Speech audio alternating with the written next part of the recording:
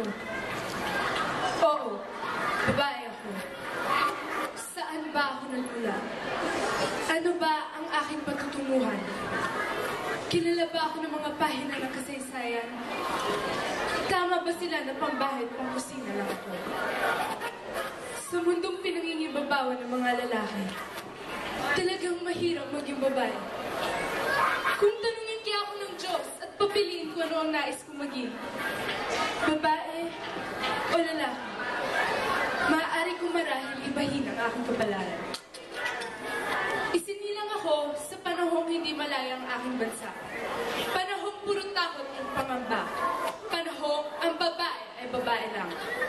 Kilala niyo ako, marahil sa kadikit ng pag-aalala sa akin, ang ngalan ng aking asawa, si Diego. Diego Sila. Kilala niyo ba siya? Siya ang liwanag ng aking buhay. Ang aking tala sa kalawakan.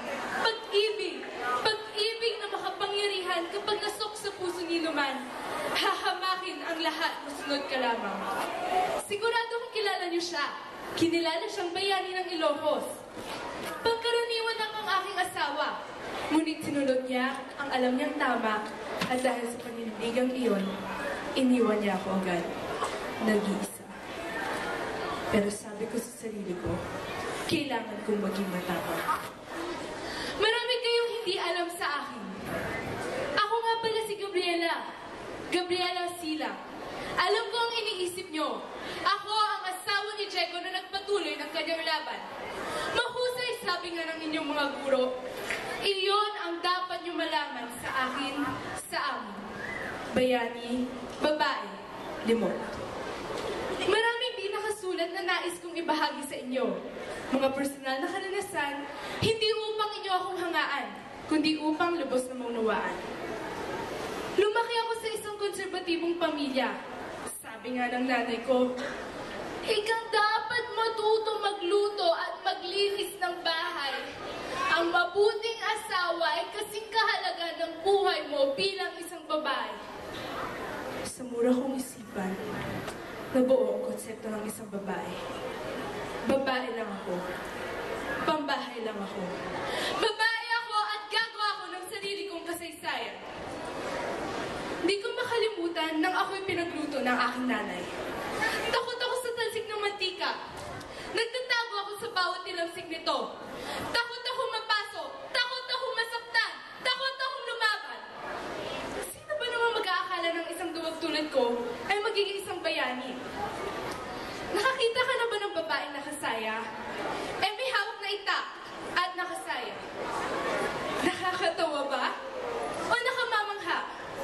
Siguradong iisipin nyo, ito ay likhang isip lamang. Pang-comics.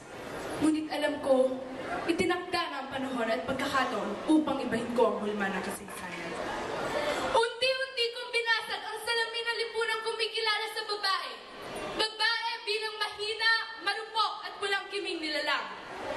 Ang hinagpis ng pagkamatay ng aking asawa. Ang taghoy ng mga musmos at kapwa ko babae dahil sa mapangaliping mananakop ang gumising sa aking kaluluwang tago. Pinumunuan ko ang revolusyon sinimulan ng aking asawa.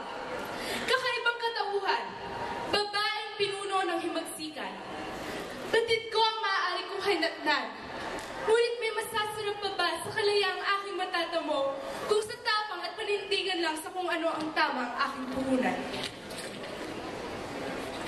Hindi man kami nagtagumpay. Hindi ko man nasaksihan ang buhang liwayway sa dagat ng silangan. Nakangiti akong bumabati sa kalayaang aking ipinaglaban. Aming ipinaglaban. Naway manatiling hindi nakasulat ang aking mga alaala. Ngunit tumimo sa puso at isip ng bawat Pilipino, ng bawat babae.